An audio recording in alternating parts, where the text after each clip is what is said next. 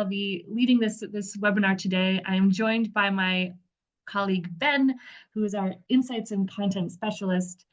He'll be taking us through some of our national data and showing what staff working in trusts today are saying about their work in trusts today. And we are also very, very excited to have Sir David Carter, former National Schools Commissioner of England, on the call with us as well. Morning, and everyone. We'll be joining together. Hi, David. Thanks for waving. We'll be joining in a discussion with him about what trusts can do to better grow together in the sector. Throughout the session, if you have any questions that you would like to ask, both either Ben or I or David, write them in the chat. And I'll ask that if you read a question that you think is similar to the question that you would like to ask, then just uptick it with a thumbs up or a heart, and we'll try to get to the questions that are most liked or most interesting for all of you within the session, and then hopefully be able to follow up with answers to your questions after the webinar. Okay.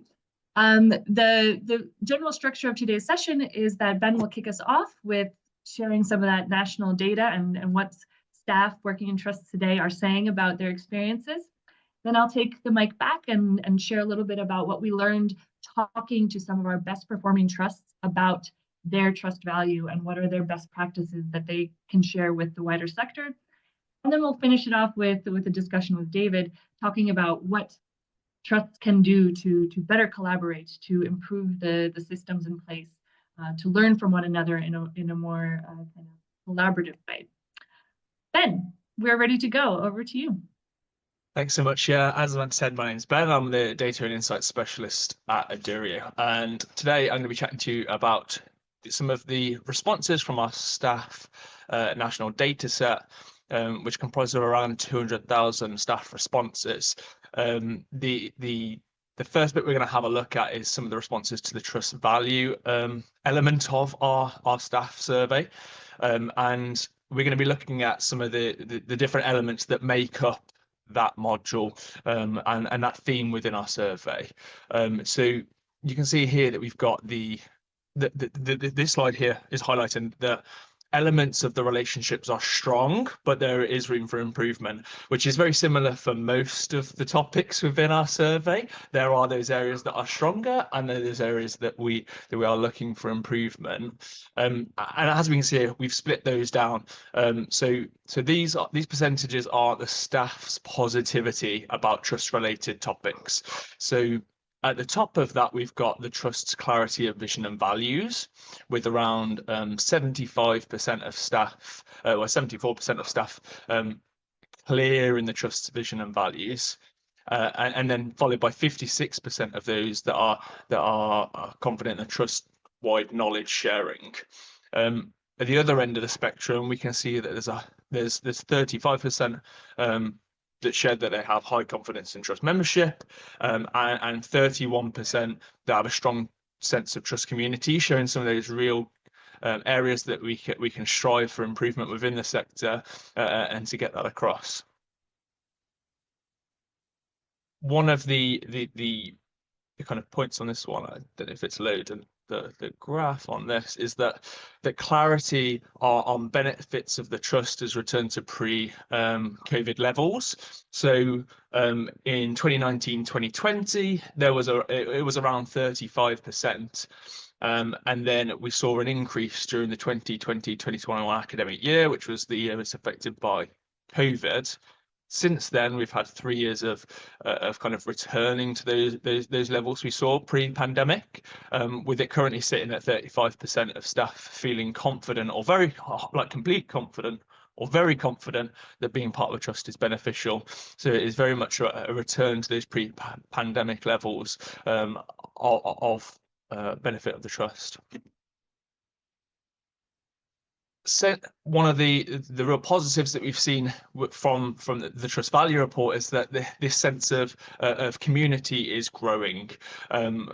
We can see there from the graph that in 2019-2020, around 21% of staff fully felt part of a trust or felt part of a trust to a great extent. And now that's sitting at around 31% for staff. So there has been a gradual increase in the number of staff that are feeling like part of that trust community, which is a great improvement on those 2019-2020 years. What we did see with it when doing this research was that these elements link to staff advocacy. So those staff that feel completely confident that being part of a trust is beneficial were considerably more likely to recommend their workplace as a good place to work. And we can see that on this graph there's a nice giant green bar at the top. There's more of that green at the top, and then there's more of that red at the bottom, where those that are not confident at all that being part of a trust is beneficial, they're less likely to recommend that their workplace is a good place to work. Some of the when looking at the data for the trust value report, we thought it would be interesting to delve into those the roles within schools a bit further and see how that looks for staff at within different roles. Leadership were far more positive than any of the roles for most of the questions within that. Most, if not all, of the questions within that module, and that's something we do see across most of the modules within our surveys, that leadership are generally more positive across the board. But as you can see within this sector, there is a significant difference between leadership, like sole leadership roles, and those other roles within schools.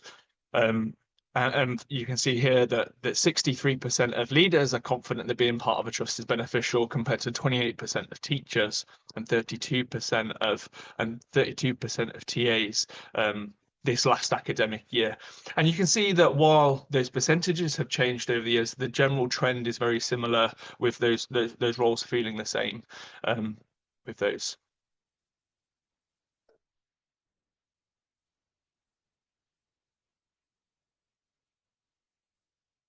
Frozen. I'll explain the next one, and then while we work those, they also feel stronger about the sense of community. If we look at that one, 54% of leaders were confident that being part of a trust community, fully or to a great extent felt like part of a trust community, compared to 21% of teachers and 27% of TAs, which were at the lower end of those. But we can see that leadership felt like most of the part of the trust community the most, and then followed by leadership with the teaching responsibilities as the next most positive. So trust, vision, and values generally are strengthening over time. We've had a look at some of those questions over those time periods, and trust, visions, and values are the same. So when it comes to the question, we ask our staff, how clear are trust, visions, and values to you? You can see that they are clearer than they were 5 years ago. So in 2019 to 2020, you can see that it has slightly increased year on year and has remained more positive than they were 5 years ago. Now, with only 7% of staff either unclear or not clear at all about the trust, vision, and values, which I think is something that we can really celebrate, in that sense that people are feeling clear of what their trust, visions, and values are, and there is that general consensus among those communities that they know that the shared vision and values of their organisation. You might be able to hear my dog in the background. He's hearing the postman, I think.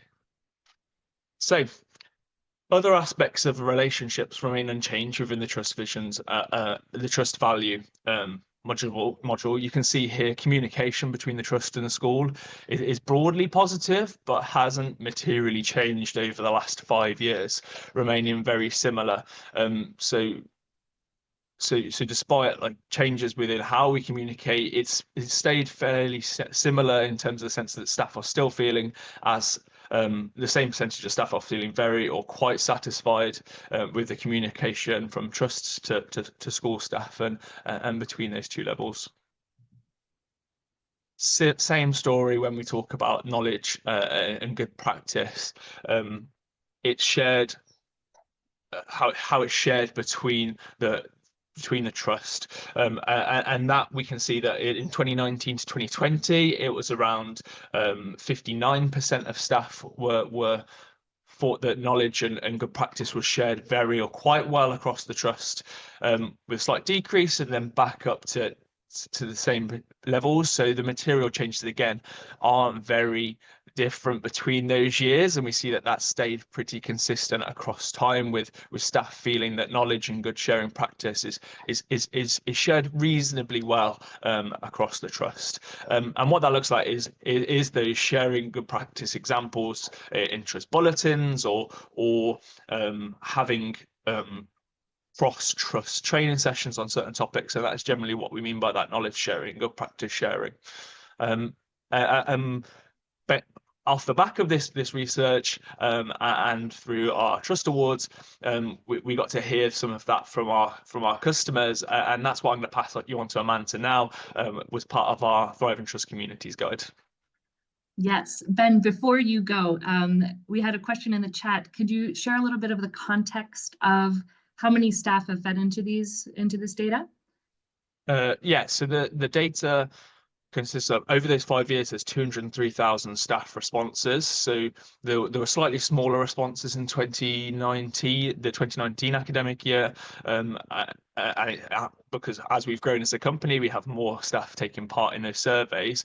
But those differences are statistically significant between those years where we have highlighted them. And I think the most recent year was around 70,000 staff responses, I think was the most recent academic year for those. Yeah.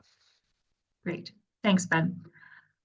Yeah, so taking into everything that Ben just shared about the national picture of what we see staff saying about working in trusts, we see some of those areas that are quite strong. We see some areas that maybe could use some improvement, and we see some areas where we should really keep an eye on the things that are happening, especially with how they feel that sense of confidence and the benefit of being a part of the trust. And to understand and kind of put into a greater context what that all meant, we set out to hear from those getting it right. And what we did was ask those 7 trusts who are performing above our national benchmark in our national data set, whose staff are overall more positive about trust value and trust perception. And we asked them to share what it is that they're doing to create this best practice guide. This guide came out in January, so it's quite fresh, and hopefully we'll be able to put in a link for you to get access to it today, and you can set out to read it. But what I really want to emphasize about these trusts that we talked to about this is that they are quite diverse. They're a set of diverse contexts. The smallest trust in this group has only 5 schools within it. The largest has 17. And the geographic spread also is very diverse. Some of these trusts are very, very local, all of their schools within 2 kilometers of each other, to another that has over 100 kilometers between 2 of its schools. So there isn't a one-size-fits-all structure that leads to these thriving trust communities. It is more about their approaches and their strategies that they employ. And so we asked them three key areas. How do they approach their trust growth and their growth strategies to do that well? How do they cultivate their culture and values across their trust? And how do they foster community and knowledge sharing across the trust? And again, what we saw from their stories is that there really isn't that one single blueprint for these thriving trusts, but they are very careful to balance their proven practices with the needs of their specific school contexts. And they are very aware and keep good tabs on what's going on with their schools and the communities that they are serving to make sure that the solutions they provide are the right ones. So now I'll kind of quickly cover all 3 of these aspects. And growth, I think, is a very interesting area that trusts have had a lot on their minds. What is the ideal size of a trust? Should trusts continue to grow in the sector? And throughout all of these 7 stories, growth is very calculated and careful. And so what these trusts highlighted is that most of the time, they already have an established relationship with the joining schools. Those schools have either been a part of their established kind of networks or some sort of hub work that they've been doing. And they make sure that they have already established that personal contact. They've done their cultural due diligence to make sure that the schools that they want to join are aligned with their values, are aligned with their vision, and know what to expect. Both sides know what to expect when that joining will happen. So there are no surprises when a new school joins. And there's already that sense of buy-in and common understanding, not only across the decision-making roles, but across all roles in the trust. Making sure that everyone knows why they're joining, how it's going to happen, and that there's a clear framework and support system once that joining happens, so that there is that success and improvement journey happening from the beginning.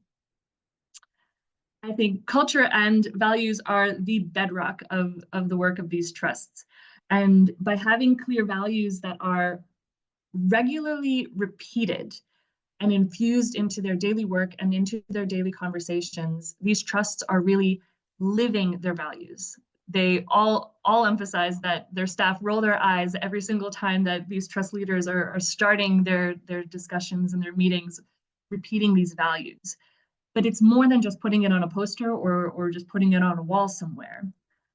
By having these clearly defined values, these trusts can very easily say, this is how we do things here, and this is why we do them.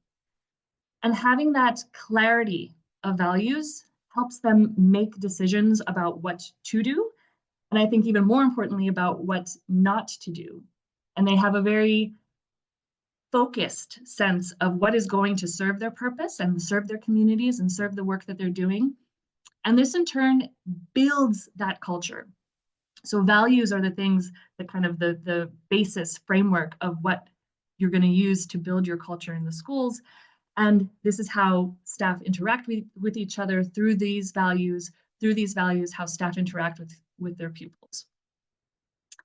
Finally, when it comes to fostering knowledge sharing and community, these trusts are very, very methodical about when and how they bring staff together. I think in this hybrid working world post-pandemic, they really think about what are the moments when the goal of bringing people together is necessary, and what's the best format for that goal that they have. So for example, if it is just about kind of giving information, giving some sort of updates, that can very easily be done virtually. But when they need that deeper collaborative work to happen, that's when they decide, yes, this is when we need to bring people together in the same room. And what they recognize is that the work that happens around the table is just as important as what happens around the water coolers in those breaks, when people have that chance to let their conversation carry on more casually. That is when they are creating those opportunities for connection, meaningful knowledge sharing for their staff. And when it comes to the broader community, how the schools are interacting with families and the communities that they're serving, this is taken very seriously, but the trusts do recognize that the schools are the first point of contact for the communities that they serve. And the trusts don't really want to lose that. They don't want the parents and families to start circumventing the schools and going straight to the central team. They want the schools to be that beacon, that central place for families.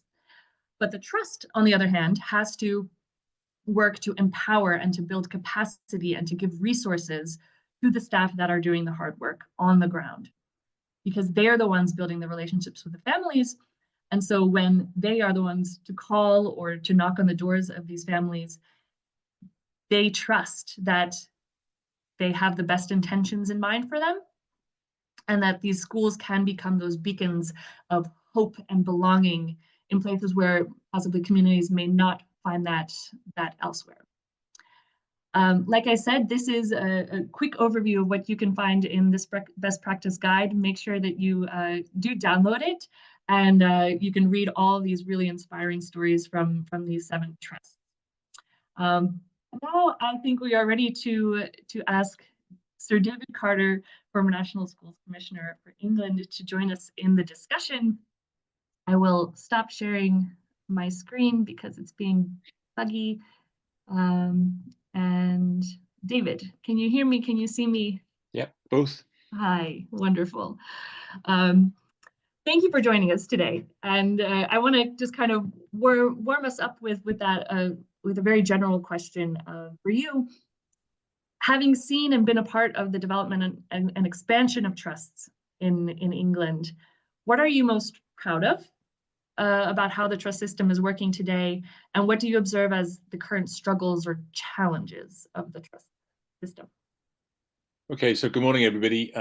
It's nice to see some familiar faces. Well, not see you, but see your familiar names on the participant list. I think that's a really good question. I mean, I think we should all be, everybody on this call this morning should be really proud of what we've been able to create over the last 20 years by moving the system from a wholly single school model to a model that is now predominantly trust-based. Over 50% of the schools in the country are now part of trusts, and that is not easy to do.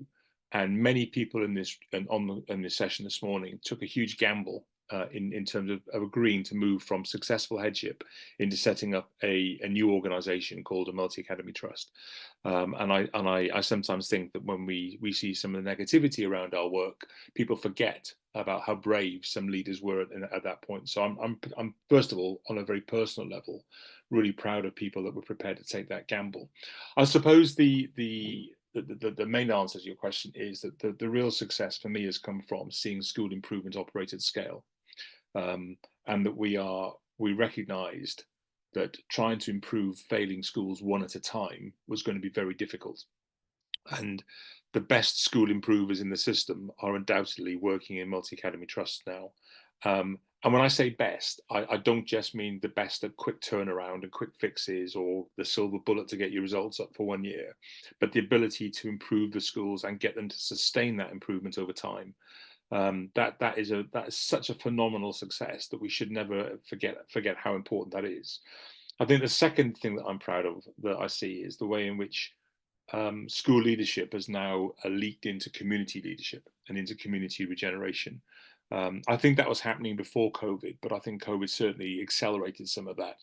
But the idea being that education now is at the forefront of the debate about society in terms of how it works alongside other public sector partners and charity partners is a real product of the scale in which people work at. I think the other element of it for me is very much about how collaboration has started to mean something purposeful. So I think we've bandied around that term for as long as I've been involved in education, never really exploring what we mean by it. And I've said many times, that people on the call will have heard me say this, both in conferences and other places, collaboration done badly is one of the biggest wastes of time that we have in our education system, because people could be doing something better, quite frankly, with their time when it's done just as a talking shop. And I think what I see in the trust that I know really well, that I continue to work with, is when people collaborate, they don't talk about what they did. They talked about the change management process that led to that better outcome. So it's not about saying, just copy us, do what we did, and you'll get brilliant results.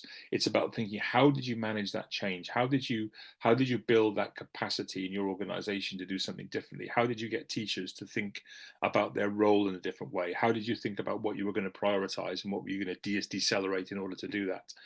And I think that's something now that we didn't do, well, partly because we didn't need to do it when we were working in single schools, but we do have to do that when we're leading in schools. If you're trying to improve 20 to 30 schools at the same time, we're doing something that many local authorities couldn't do, because they never dealt with it on that scale because they weren't part of those organizations. So those are the things I'm proud of. I mean, the challenges that you mentioned, I mean, there are still considerable ones around that. I mean, the government approach is one challenge, but I would worry a bit less about that. I think if you think about if Bridget Phillipson's a bit agnostic about academy trusts, think about the opposite would be if she was all over it and wanted you to do it differently. having a government that has a lot of other priorities is not unhelpful to us while we think about what we need to do for our communities and what we need to do next. So yes, it's a challenge, but on the other hand, be careful what you wish for. I think the second one is always going to be about capacity. And it's a question I get asked every time I do something. Do you think there's enough capacity in the system? And the answer is always no. There will never be enough capacity in the system. But therefore, you have to make the most of what you've got. And whether that's financial resource, whether it's talent management, whether it's thinking about what you choose to spend your money on as opposed to what you choose not to spend your money on, then we can create the capacity that we need. And I think the final one, which I think comes through some of your survey data. I mean, one of the things in the survey data that really surprised me is how grumpy some of the teachers are who filled out those forms. And if they think it's tough in a trust, you try doing it on your own in a single one form entry primary school, or a very tiny secondary school. So there's that element of it. But I also think there's something about the autonomy debate, and we still have that. I still hear that. I was working with a trust yesterday, and even then it was the same conversations that I heard 10 years ago about, well, only we know what's best for our kids. And actually, in fact, that's not true anymore. And we do know what works. We do know what effective practice looks like. So I think there is something about trying to unlock this whole debate about being autonomous. I mean, the most autonomous people in the school system are heads of single schools, because they make every single decision and they don't have to confer with anybody. So when you're working in a trust, by definition, you're not the autonomous body, because you're trying to think about what's the right path for us to follow and how do we get schools to come on that journey with us. So I think that those are the things I would say I'm most proud of, and the things I still recognize are challenges in the system. Great. Thank you. Yeah, I think it is very interesting to see why teachers are consistently on the lower spectrum of our data, and why are those leaders so much higher. And I think it does speak to kind of the structures. I think leaders are the ones that are maybe more often in that decision-making space, have been informed throughout the process about what is going on. Teachers may get fed that information to them in different ways, and they also have to manage all that other workload that is burdensome. The solution is it sits with leaders, isn't it? Because I mean, if I read the data right, you're saying 1 in 5 teachers don't think there's much value in being part of a trust. Well, in a secondary school, in a large science department, that's at least 2 of them. So why is that? What is that head of science doing that is not about communicating the benefits of being part of the trust? And maybe this head of science in that school doesn't think there's a point of being in the trust. So I'm pleased that it starts with leaders, because if it was the other way around and leaders didn't think there was a value but teachers did, then what that would make me conclude is that there's a very happy place where nothing ever gets done. So there is a challenge, isn't there, about getting that right? But I suspect that over time, the longer you stay in the trust, the more teachers, and particularly teachers that you appoint who chose to work in a trust, I think you'll see a change in that data. Yeah. I want to kind of follow up on this, because the data shows that it went higher during the pandemic, and then it has slowly been diminishing since then. And I do think that the pandemic kind of thrust the visibility of trust systems, specifically structural systems, into the foreview, because they were the ones kind of doing that fire, putting out the fires of the pandemic for these schools. But yeah, what do you think is it a structural change that's needed? Do we need more cultural change to feel that benefit? What do you see that role of trust leaders in shaping that culture that is focused not only on improvement, but collaboration and outcomes for children, rather than just those structural efficiencies that a trust can do and does very well? Well, it's definitely not more structural change. I think we've been through that process in the last 2 decades. We don't need to do that again. So I do think it's a cultural thing, and I think there's a few things about that which are quite interesting. So, but for me, culture is one of those very, very fragile areas that can actually break quite easily, but actually you can get right quite easily. But what I think you cannot do is I don't think you can mandate someone's culture. You can't talk about the culture as something that people must have or must believe in. So my take on culture has always been that it's the product of your values and your behavior. So what do we believe in as an organization, and how do the people who are in that organization behave on a day-to-day basis within the construct of those values? And there are 3 pivotal sets of relationships in any organization, but particularly in schools. There's a relationship between adults and adults. which is one test. There's a relationship between adults and children, which is a second test. And the third cultural test is between children and children.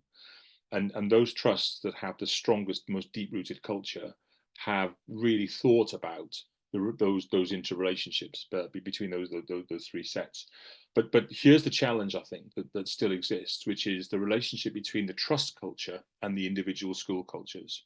So if we were to look at this morning, we're not going to because we don't have time, but let's imagine we could look at 20 trust websites. I promise you that probably in every single case, the headline, strapline that the trust has chosen to describe its values will be on the website. And if you look at the schools, they'll all be different. And some of them will actually be in conflict with that trust one. So I don't understand how those trusts have been around for a long time, continue to have a set of values at the center that conflict with the ones in the schools. And so there's got to be some methodology that says, okay, we recognize the individual and uniqueness of schools and the nature of the communities that they serve might be different in the organization. But fundamentally, you know, if it's children first or we care most about our disadvantaged children, whatever the values might be, then those should permeate right the way through the organization. So how we do that, for me, is a product of the leadership, without a shadow of a doubt. And there are three things I think that one has to think about. One is, we need leaders to talk the language of one single organization. So my school in a trust might educate 500 children, but those 500 children are part of maybe a bigger organization that educates 5,000 children. And whilst as the head of that small or two-form entry primary school, I guess what I've just described, obviously my responsibility and my emotional commitment is to my children, I'm also part of something bigger. And I think some of the things that sit behind that 1 in 5 of teachers who don't see the value is they don't see the bigger picture of the organization that they're in. And I think that's why it's very powerful to have days like many trusts have. And I know quite a lot on the call have done it because I've spoken at their events, where you bring everybody together, because there is a wow factor in understanding that you're part of something bigger than yourself in that respect. So part of the cultural challenge is about addressing this issue. We are in this thing together, educating communities across multiple postcodes in different geographical areas.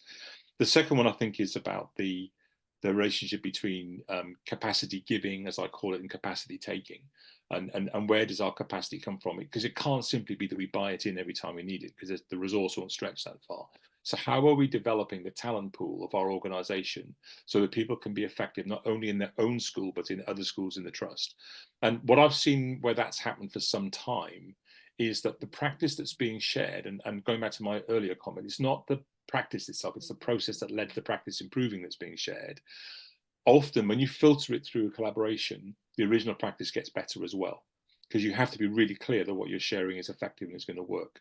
So I think that notion of how do we share and how do we take and how do we reciprocate the effectiveness, I think, is a really important part. And the final one for me is we have to be really explicit about how we work together. I don't think you can leave that to chance.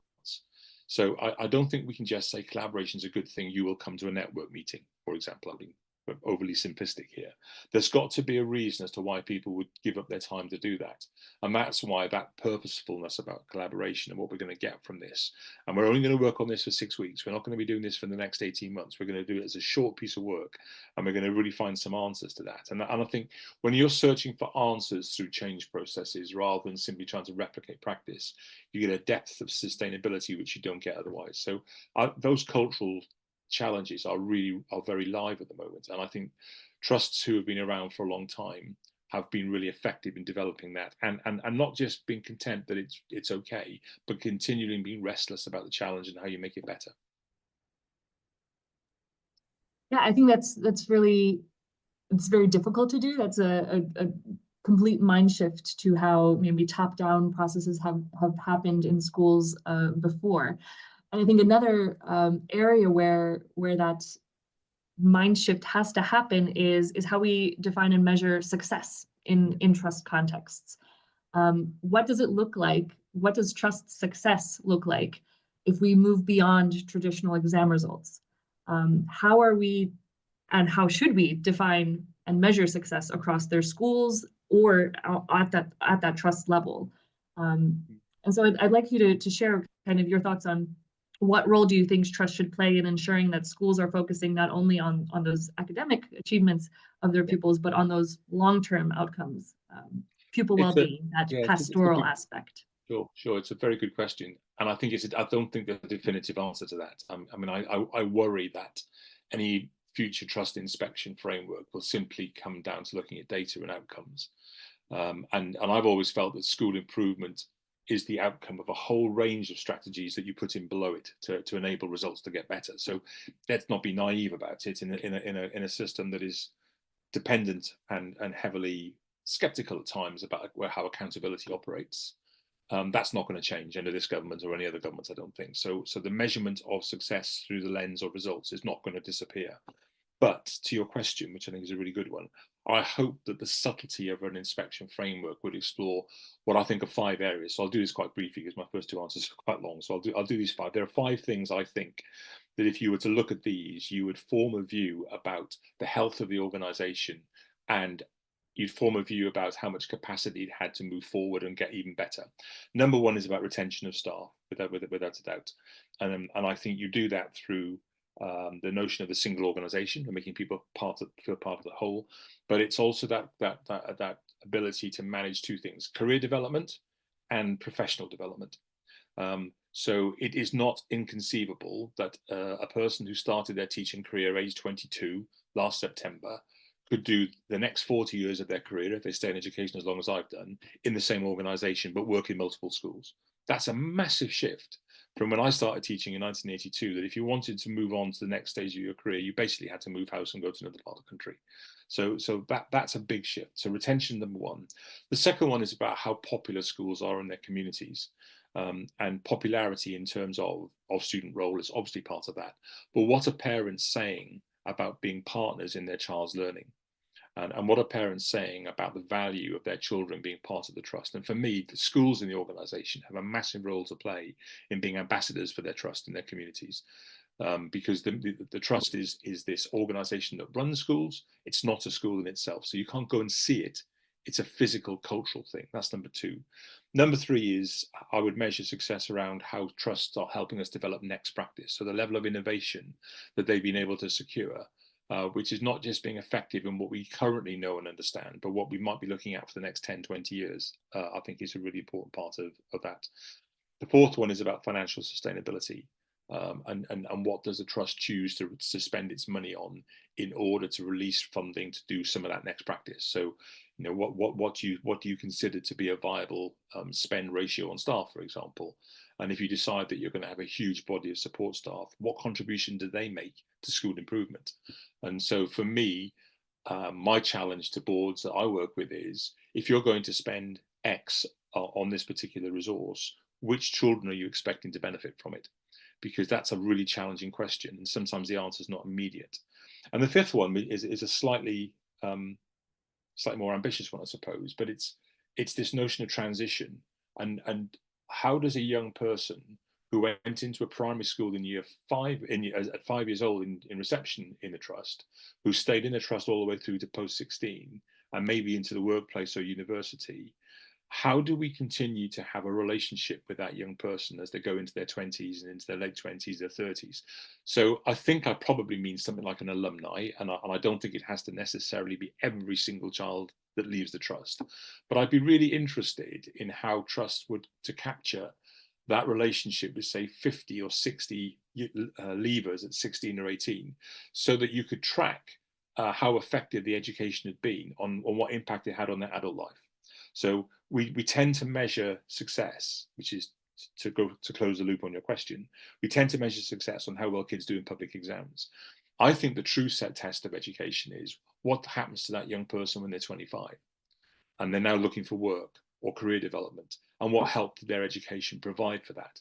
That really interests me in terms of what does that longitudinal study say about the benefit of being in my trust by the time they were a parent themselves, for example. And maybe we'd shifted the dial on how parents feel about the relationship between their child and their school that they attend. So some of those are quite long-term things, which government will never measure because they won't be around long enough to see the benefit of it. But if we're trying to think intrinsically about what is good about building the capacity of trusts to still be around and effective in 50 years' time, I think it's some of those things. Yeah, I really like that kind of overall these five areas, I think, really show all the aspects of what trusts do and their responsibilities, but can also give you that informative aspect of what is going well and where are they striving and where do they need to maybe put more effort.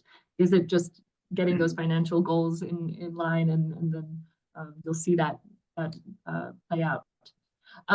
One thing I'd like to ask you about is that role of evidence and in this idea of scaling best practice. You mentioned the need to scale effective practices based on evidence. But I want to kind of maybe challenge you a bit in that, because I think what we see in our discussions with trusts is they really emphasize that what works in one place isn't necessarily going to work in elsewhere, that the schools really need to think about this individual context of the students that they are serving, and that is that critical bit of success. So my question is, when we think about scaling practices and how we're going to do that, what are the biggest barriers to do this successfully across trusts, not only within a trust, but also sharing across different trusts? And how can we better ensure that these evidence-informed practices are happening, but that really takes into account that local reality context of the pupils that are being served?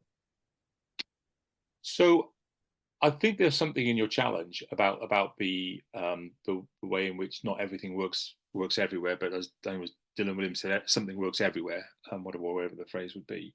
But I think the problem with the analogy is that what we're assuming is that the literal practice that I'm going to teach tomorrow morning, period 2, is replicated word for word, action by teacher in another classroom. So one of the real barriers, but also an opportunity to how you move effective practice between classrooms, whether it's in the same school or across the same organization, is you have to find a way that the teacher who is changing their practice or adapting their practice has to have ownership of that practice. And the difficulty with simply replication is that you never do own it. And if you're not careful, that teacher simply becomes almost like a mini supply teacher teaching somebody else's lesson plan. So I absolutely get that and understand the challenge of that. But, and here's the but, there is enough evidence that we know in the system from the way that other schools and trusts have enacted change to some of the research that we can now call upon that says there are some bets in the education system that are worth looking at. But I think one of the challenges is that there are two things. One is this requires really skilled change management. So when I've said twice already this morning, it's the change process that we need to think about adopting or adapting, not the replication exactly of the practice. And when it's done really, really well, the original practice that sparked the conversation gets better as well, because you put it through that lens and that filter, if you like, and we're going to tell somebody else about our practice, we better be absolutely sure it's decent. So I think that's the first one. How do we make sure that we think about the skilled change process? But the other one, and there's no real way to sugarcoat this, and some of you will not like this, and some of you in the room will recognize it. This is about humility as well, because there are some people that don't change their practice because they're convinced that theirs is right, and it simply isn't. There is better practice than yours in the system. There is better practice than yours in the trust.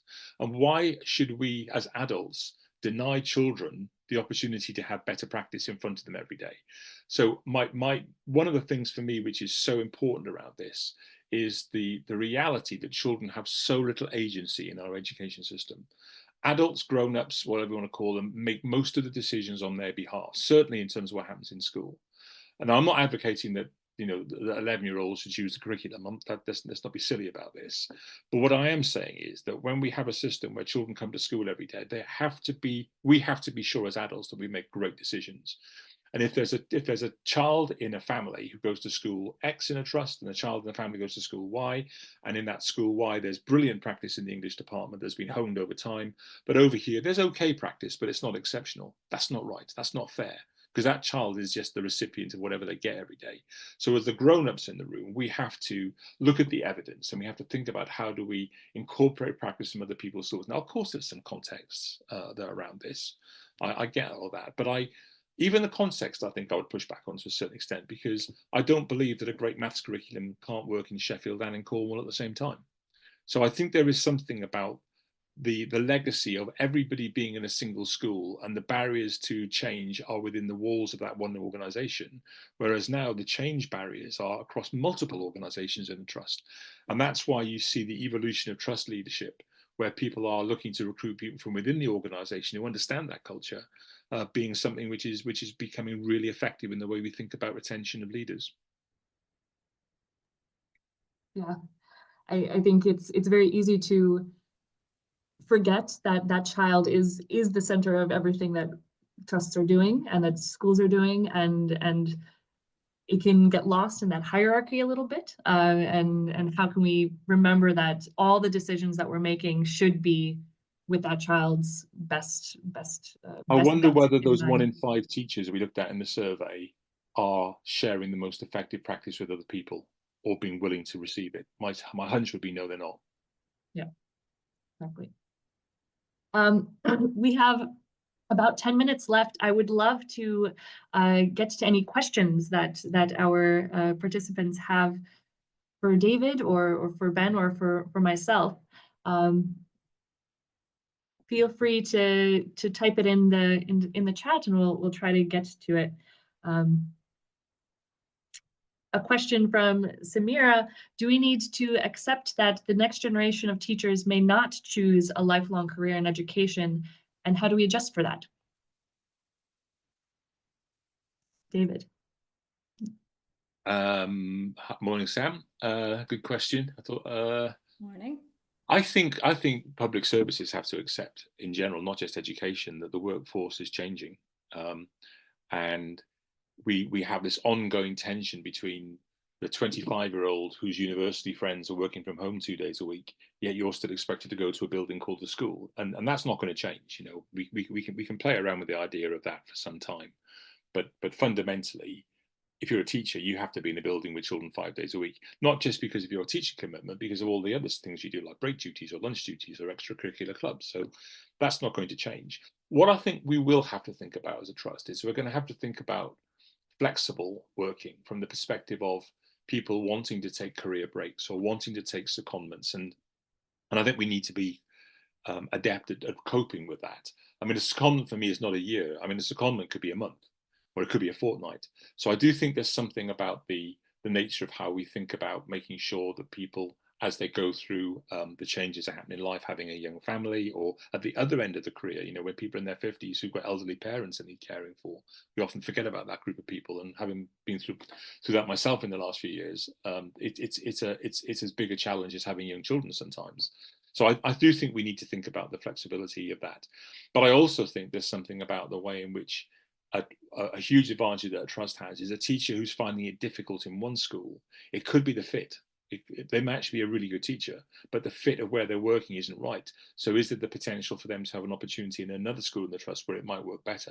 So I think all of the cultural rules and routines of how we employ people and the workforce that we have will necessarily have to evolve over the next few years to accommodate the expectations of a workforce that are very different to what my expectations were when I started teaching 40 odd years ago. Wonderful. We have a question about what is the biggest mistake when it comes to parental engagement? I think you covered a bit about that, but maybe you have some more thoughts about the trust and parental engagement. Well, I think to some extent the difficulties that we have with parents and trusts is because we haven't been good enough at explaining what we are. And I'm guilty of that. I was very guilty of that in the early days of setting up the Cabinet Learning Federation, just assuming that the schools would do it for me, and that was a mistake. So I do think we do need to be clear in that, and I love the way that you see more and more trusts these days do kind of very easy to access, easy to read digital records of their school year, which parents can see.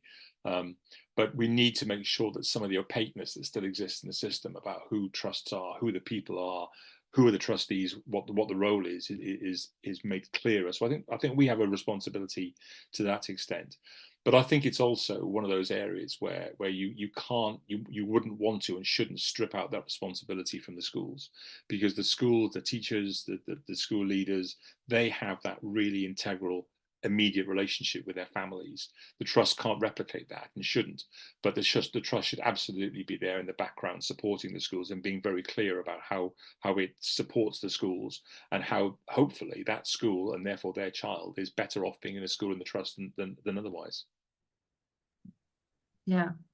I just want to add on to this topic of parental engagement that our colleague Iona Jackson will be at the CST Communication Summit on Thursday, and she will be talking about parental engagement specifically with one of our parental engagement award winners. So we have a new guide that will be coming out soon, where we talked to our the award winners from this national data set that are doing better about parental engagement, and we ask them what are their strategies to get to that core of parental engagement. Another question has come in about what to do about culture and maintaining that culture when there are those moments of restructures at the trust level, and how do you balance that? So again, I think I'll go back to something I said earlier on this morning about the understanding of the concept of a single organization. And I think if restructuring is seen as a reactive thing to purely there not being enough money, then that's going to create a tension, I guess. And again, I've had lived experience of that, as many people on the call have had this morning. But one of our fundamental responsibilities is, particularly because we're leading charities, is we cannot go into deficit and we can't go bust. And so therefore we do have to manage that resource intelligently. And quite often we inherit structures and systems from schools that come into our organizations that were leaking funds before, and they were allowed to carry deficits. So there's a wake-up call, if you like, for the reality of this is different now. This is a much more business orientated approach to managing school finances in a good way, not the negative connotations of you're a business, which is what you still continue to hear. But I also think that the other side, the flip side of that argument, is being really clear about what it is that we're trying to do. So if you're talking about a restructure, then the restructure should also be thinking about how are we closing the disadvantage gap? How are we restructuring to ensure that there is future opportunity for staff to grow and develop in this organization, that there is resourcing available to help us to improve this school that's now falling backwards on our watch. So there are responsibilities that when you set up a trust and you lead one that you can't shy away from. And nobody ever signed a funding agreement with the DFE to make it worse. So therefore, if you've got a school that you've had for 3 or 4 years that's sliding, you have to do something about that, or the school's going to be taken off you. And believe me, that's a reputational risk you don't want to take. So understanding the underlying reasons for restructuring, as opposed to we haven't got enough money, has to be at the heart of that, I think. And we haven't talked very much this morning about governance. We haven't talked very much about the role of trustees, and I know there are several of those on the call this morning. And it would be good to see how your data gets the views of trustees and governors in the future. But again, I often find that when restructuring gets very difficult, it's because the local governing board either doesn't support what the trust is doing or doesn't understand what the trust is doing. So the clarity of communication from the board right the way through to the role that happens at the local level is absolutely pivotal in this, so that people are on the same page trying to achieve it. The final point on this one, of course, is if as a result of a restructuring in a school within the trust, 2 teachers have to be made redundant, there may be opportunities elsewhere. And I've seen lots of examples where teachers were structured out of a role in one school, but the trust wanted to keep them and were able to find them a placement in another school. That would never have happened in a standalone maintained school sector. They'd have been out of a job. Thank you. Another question is I guess a little bit about trust marketing and how we talk about trusts. The question is, if we have schools where children are thriving, staff, parents, and community are happy, and this has been supported by the collaborative work of the trust, does it matter that the individuals know why, where that success is coming from? Oh, 100% it matters, yeah. Because what's true today may not be true tomorrow. So when you don't start fixing the roof when the rain starts, you start fixing the roof when the sun is shining. And so if your organization or your school is really doing well and thriving, that's the point to tell people what you've been doing, because you need to buy that goodwill back if something changes. So whatever the reason for the success of a school and the organization might be, maybe it's a great head, maybe it's a great cadre of teachers, it could be a number of different things. But the point to start explaining what you did is not when you're on the slide. So 100% it's about telling people not just how good you are, but what have you done to get there, and how are you sustaining it. And you know, a very simple example would be, you know, on open evenings, okay, it's a bit difficult with 35 schools across different parts of the country, but if the trust is more localized, as I would have done in Cabot, and lots of people on the call will do in their trust, I would go to those open evenings, not to talk about the school, because that's the head's job, but to talk about why the school is in a trust and how the trust will help that school to accelerate improvement for a parent's child. That's a really important part of it. Wonderful. I think we have time to get to one more question, and this is about the SEND crisis, the SEND system as it's working currently. And the question is, how do we work together to maximize the SEND expertise that is already in the system, in this area where the writer writes, the new generation of teachers are key to the success of change, but many of the staff are unqualified or only on the route to training in the class. So how can we kind of get that expertise specifically around SEND? So I quite often balk a bit at the word crisis in a question, but I think on this occasion it's true. I think we do have an SEND crisis. And what we have to do as educationalists is we have to suspend our memory of what SEND was like 10, 15, 20 years ago and accept the reality that we are underfunded for this and we're not going to get any more money. There may be a bit more money, but it's not going to be on the level to revolutionize the way that we do this. And again, without wishing to sound like a stuck record, I think trusts are in a much better place to address this issue than maybe individual single schools are. So just very quickly, as I know time is running out, I would do three things. Number one, I would have a trustee who has responsibility for overseeing the development of SEND in the trust. It may be the same person that I would also give the disadvantaged role to, but I do think there's something about SEND in terms of how the governance oversees that. The second one is most schools, if not every school in the trust, will have SENCO. That team becomes absolutely pivotal in terms of how we develop them, how we think about their own professional development, but also how they work together and how we think about sharing at scale what they do around it. And the third one is, and this one's a bit harder, and I've heard it mentioned, and I'm still not pretty sure what I mean by this. When the people talk about every teacher being a teacher of SEND, I'm not convinced that that's a reality. It's certainly got to be part of people's development and training without a shadow of a doubt. But the notion that everybody is going to take on some kind of 2-year training program to become more equipped with that, I think is difficult. And of course, money would be a massive part of this. But capacity is made up of three things: money for sure, but talent and CPD, and the third one is time. So how do we think about our use of time with that?